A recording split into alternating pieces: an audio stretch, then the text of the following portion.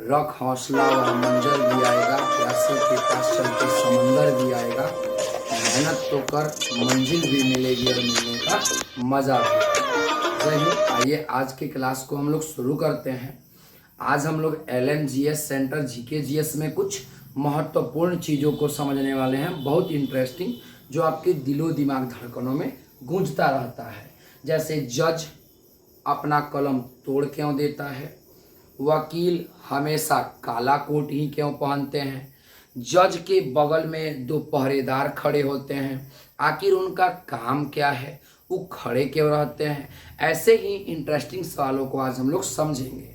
तो सबसे पहले हम लोग समझेंगे कि जज अपना कलम क्यों तोड़ देता है। देखिए, किसी भी सजा का लिखने के बाद जज जो होता है ना, अपना कलम तोड़ देता है।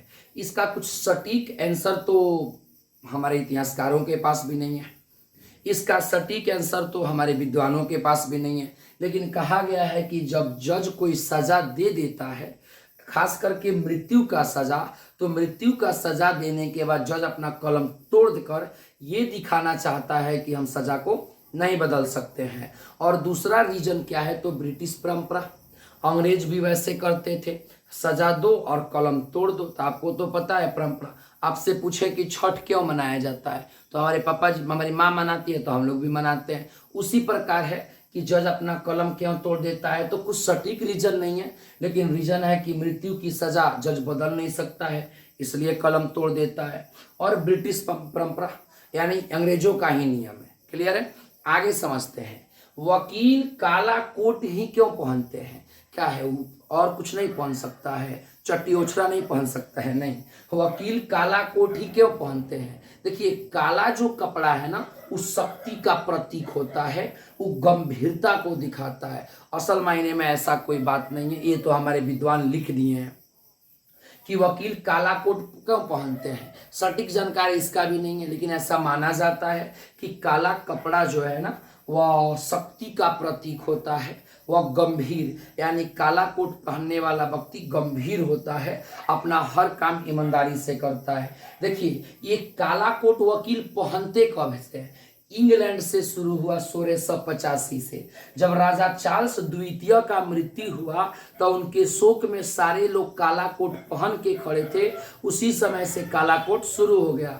लेकिन यह परंपरा भारत में नहीं था, भारत के वकील काला कोट नहीं पहनते थे, लेकिन भारत के वकील भी 1961 से काला कोट पहनना शुरू कर दिए हैं। क्लियर है, आगे समझते हैं। देखिए, जज के बगल में दो आदमी होता है, आप लोग देखे ना ऐसे वाला जो चिल्लाता है, तो जज के बगल में दो सिपाही क्यों होते हैं। देखिए, जज के बगल में दो सिपाही होते हैं, एक को हम लोग मार्शल कहते हैं और एक को हम लोग बेलिक कहते हैं। याद रखिएगा, जज जहां बैठते हैं वहां अगल बगल में दो सिपाही होते हैं, एक को हम लोग मार्शल बोलते हैं, एक को हम लोग बेलिक बोलते हैं। एक को हम लोग मार्शल बोलते हैं, एक को हम लोग बेलिक बोलते हैं। इनका ज़्यादा काम नहीं होता है, जज अपना कुर्सी पर से बार बार उठ नहीं सकते हैं, तो कुछ कागज कुछ सबूत ला के जज को दिखाते हैं। उम्मीद है कि आपको समझ में आया होगा।